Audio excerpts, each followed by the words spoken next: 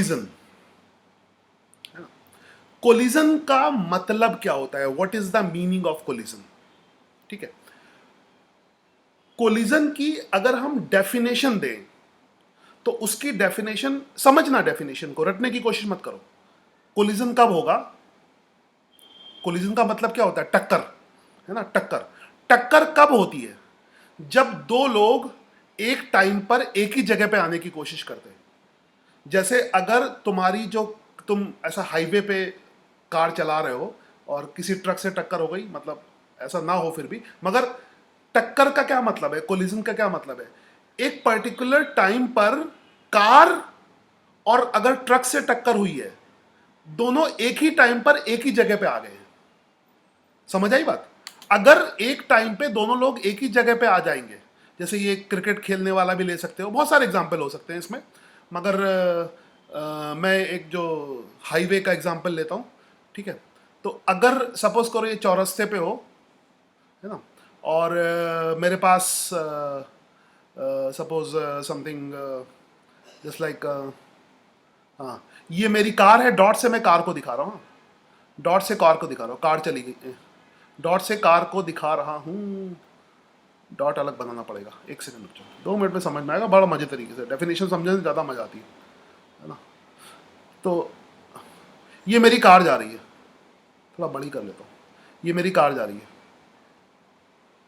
नहीं जाना चाहती, ये इस चौराहे पे ऐसे क्रॉस कर गई, है ना। फिर एक मेरे पास ट्रक है, एक मेरे पास ट्रक है ब्लैक कलर का, एक मेरे पास ट्रक है।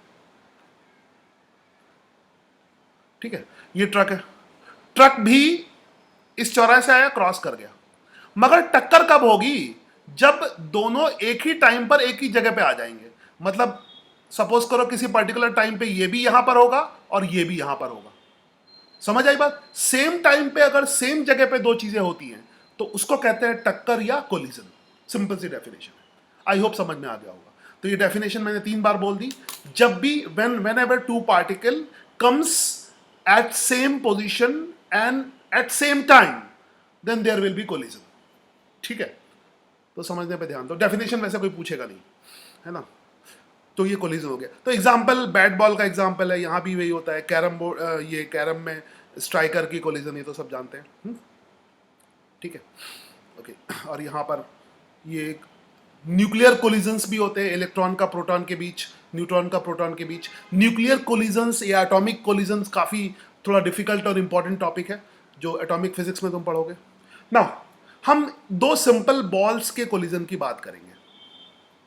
किसी भी तरह का कोलिजन हो, कोई भी कोलिजन हो, किसी भी टाइप का कोलिजन हो, अभी हम टाइप ऑफ कोलिजन की बात करेंगे, elastic collision, in elastic collision, perfectly in elastic collision, इनकी बात करेंगे।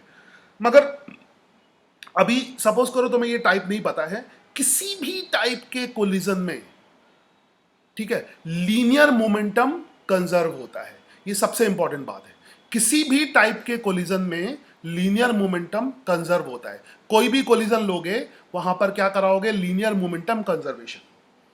ठीक है, इसमें टाइप पे डिपेंड नहीं करेगा, चाहे किसी भी टाइप का हो, इसीलिए अभी टाइप बताया भी नहीं है। ठीक है, लीनियर मोमेंटम किसी भी टाइप के कोलिजन में कंजर्व रहता है। तो इसको लॉजिकली देख लेना क्यों कंजर्व रहता है। तो एक रेड बॉल है, ग्राफिक्स बहुत अच्छे हैं, एक रेड बॉल है, ये ब्लू बॉल है। ठीक है, तो इनकी कुछ वेलोसिटी बिफोर द, अच्छा, इसमें अगर रेड बॉल ब्लू बॉल से कोलाइड करती है, ध्यान से सुनना, अगर रेड बॉल ब्लू बॉल से कोलाइड करती है तो ऑब्वियसली रेड बॉल की वेलोसिटी ब्लू बॉल से ज्यादा होगी, नहीं तो कोलिजन, मैंने पीछे ले जा रहा हूं, देखो, अगर रेड बॉल की वेलोसिटी, रेड बॉल तेजी से चल रही है और ब्लू बॉल धीमे है, तब कोलिजन होगा। अगर ब्लू बॉल फास्ट चल रही है और ये धीमे चल रही है, स्लो चल रही है, तब कोलिजन नहीं होगा ऑब्वियसली, है ना। ये सिंपली तुम रन कर रहे हो तो तुम्हारे आगे जो दौड़ रहा है वो अगर तेजी से दौड़ रहा है, तुम धीरे दौड़ रहे हो, तो कभी क्रॉस नहीं करोगे, कभी कोलाइड नहीं करोगे। कोलाइड तब करोगे जब आगे वाला धीमे दौड़ रहा होगा, तुम तेजी से उसको टक्कर मार के आगे निकल जाओगे, तब कर सकते हो। सिंपल सिंपल बातें कोई मैथ्स की बातें नहीं है, सिंपल सिंपल बातें तो प्रैक्टिकली सोचना, कोलिजन के बाद क्या होगा, कोलिजन के बाद क्या होगा कि आगे वाले की वेलोसिटी ज्यादा हो जाएगी, नॉर्मली ऐसा नहीं होता, जिसको तुम जैसे तुम अगर दौड़ रहे हो और किसी को टक्कर मार दो वो गिर भी सकता है, मगर कोलिजन में ऐसा नहीं होता। जिसको टक्कर लगती है हमेशा कोलिजन के बाद क्या होगा, जिस पे टक्कर लग गई, जिस पे कोलाइड किया है, जो आगे वाला बॉल है उसकी वेलोसिटी ज्यादा हो जाएगी। तो आफ्टर कोलिजन फॉरवर्ड बॉल की वेलोसिटी ज्यादा हो जाएगी, बैकवर्ड की कम हो जाएगी। ठीक है, ये सब चीजें हैं, तुम प्रैक्टिकली सोचना, अभी फॉर्मूले से मत सोचना। ठीक है, कुछ फिजिक्स में जितना हो सके प्रैक्टिकली सोचो, फिर फॉर्मूले से भी वो चीज आएगी, मगर प्रैक्टिकल कंक्लूजन बहुत अच्छा रहता है ना, बहुत अच्छा रहता है बेसिक, क्योंकि प्रैक्टिकल कंक्लूजन इंट्यूशन से मिल जाता है, हमें अपने अंदर से मिल जाता है, और वो मतलब तुम्हारी समझ अगर अच्छी है, फीलिंग अच्छी है, तो आंसर सही आता है ना। ठीक है, तो मोमेंटम कंजर्व क्यों रहता है इसकी हम थोड़ी सी बात कर लें।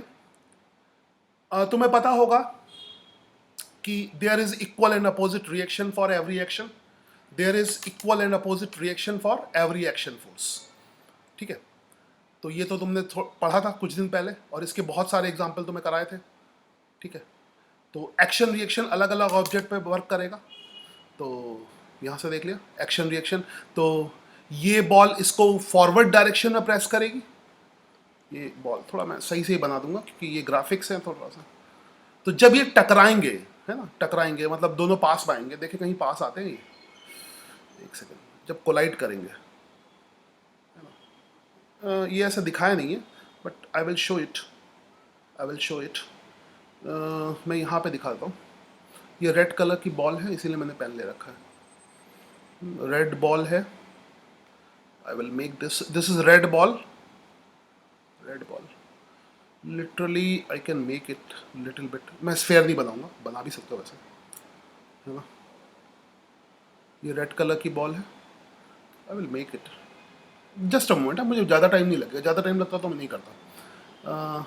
या रेड कलर की बॉल है, फिल इट। हाँ, ये और ब्लू कलर की बॉल है, ब्लू कलर की थोड़ी फीलिंग आ जाएगी,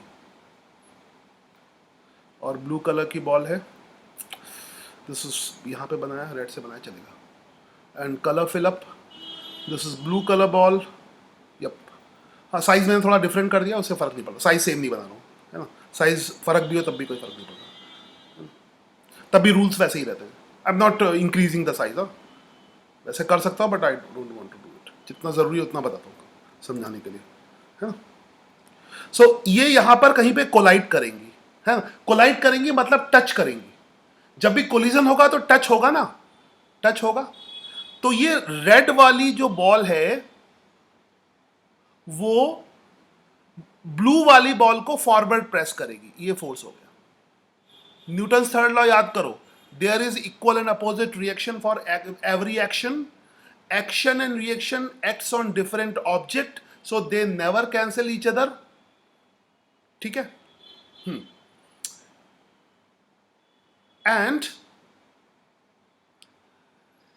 this is known as Newton's third law. Obviously ये कभी भी कैंसिल नहीं करेंगे, इसको न्यूटन्स थर्ड लॉ करते। और इस पे हमने, अच्छा मैं बोलने वाला था कि अगर तुम्हें न्यूटन्स थर्ड लॉ नहीं आता है तो ये समझ में नहीं आएगा।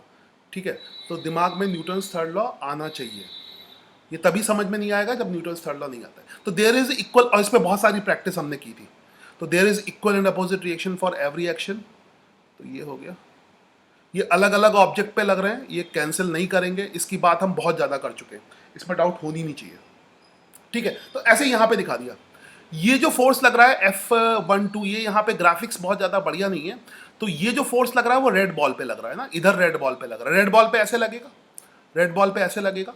तो इसको मैं F21 लिख दूँ ना, ये थोड़ा सा गड़बड़ है, तो just you can rough this, कि मज़ा नहीं आएगी तुम्हें, क्योंकि ऐसे हवा में फोर्स नहीं लगता, जहाँ पे टच करते हैं वहाँ पे फोर्स लगता है। ठीक है, तो इसको मैं थोड़ा सही कर दूँ, वैसे ग्राफिक मुझे बहुत हेल्प कर रहा है। तो F21 ये वाला होगा, यानी रेड, इसको फील कर सकते हो। अब ये मत पूछना है कि ऐसा कैसे होगा, न्यूटन थर्ड लॉ मत पढ़वाने लगना मेरे से, है ना। तो इसीलिए मैंने अभी पॉज बंद कर रखा है, मतलब नहीं लिया, ये तुम्हें पता होना चाहिए। अब कोई बच्चा न्यूटन थर्ड लॉ ही पूछने लगे ये कैसे आया, तो आई विल गेट इरिटेटेड। तो F21 ऐसे होगा, और उसे ये कहूँगा न्यूटन थर्ड लॉ देखो जाके, F12 ऐसे होगा, है ना। तो एक्शन रिएक्शन अलग अलग ऑब्जेक्ट पे होंगे, जब ये टकराएंगे तब एक्शन रिएक्शन फोर्स लगेगा, और ये कभी भी कैंसिल नहीं होंगे। ठीक है, समझ आई बात? आई होप अभी तक हमने इतना ही बताया ना।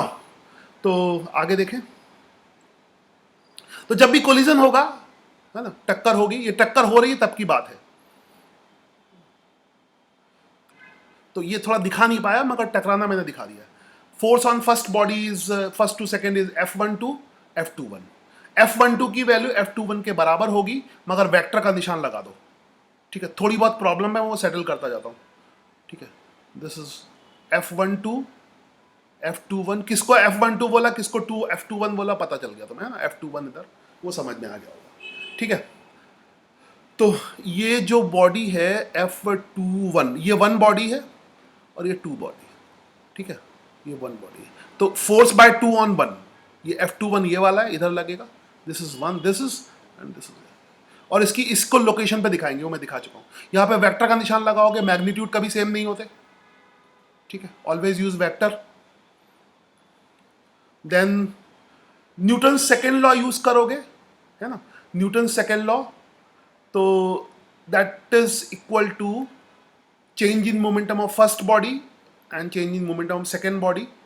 अगर मोमेंटम चेंज फर्स्ट बॉडी का डेल्टा P1 है और मोमेंटम चेंज सेकेंड बॉडी का डेल्टा P2 है, तो F12 is equal to delta P1 upon, क्योंकि F12 किस पे लग रहा है, फर्स्ट पे लग रहा है।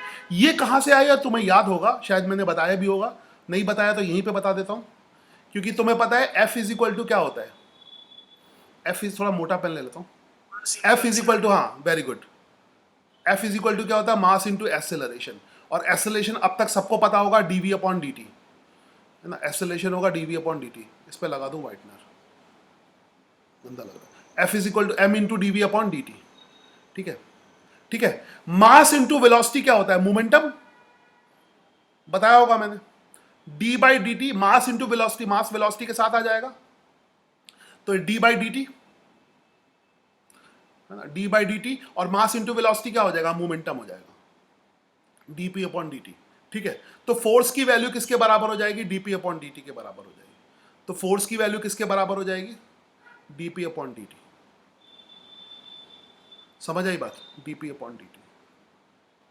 ठीक है, अब dp डिफरेंशियल सिंबल एनसीईआरटी में अक्सर यूज नहीं करते, बच्चों पे बर्डन ना पड़ जाए, वो इसका ध्यान रखते हैं, बहुत समझदार लोग हैं, इसलिए del P1 upon del T2 लिखा है, बात वही है। ठीक है, तो अगर फर्स्ट बॉडी ये वाली है, उस पर ऐसे फोर्स लग रहा है, ये फोर्स किस पे लग रहा है, फर्स्ट बॉडी पे, F21, ये फर्स्ट बॉडी पे ऐसे फोर्स लगेगा, है ना। F1 लिख दिया मैंने, है ना, इसको खाली F1। और सेकेंड बॉडी पे कैसे लगेगा, F2 लगेगा। तो दोनों एक दूसरे के अपोजिट होंगे, तो चाहे तो ऐसे भी लिख सकते हो, है ना। फर्स्ट बॉडी पे फर्स्ट F21, है ना, एक में ऐसे मिटा दो, you can write like this, हाँ, ऐसा कोई रूल नहीं है।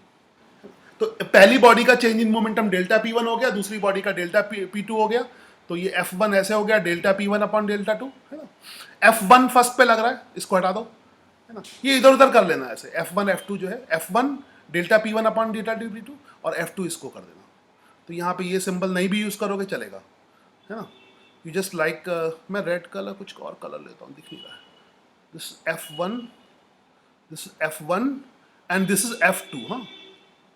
और दोनों अलग अलग ऑब्जेक्ट पे लगेंगे, है ना, एक्शन रिएक्शन होंगे। दिस इज F2, है ना। तो F1 की value delta P1 upon delta 2 और सिमिलरली F2 की वैल्यू, है ना, delta P2 upon delta T2। बहुत सिंपल सा डेरिवेशन है। जस्ट यूज ब्लैक कलर, इसको हटा दो। ठीक है, समझ आई बात। अब ये दोनों वैल्यू बराबर है, ये दोनों वैल्यूज बराबर होंगी, तो करते जाओ।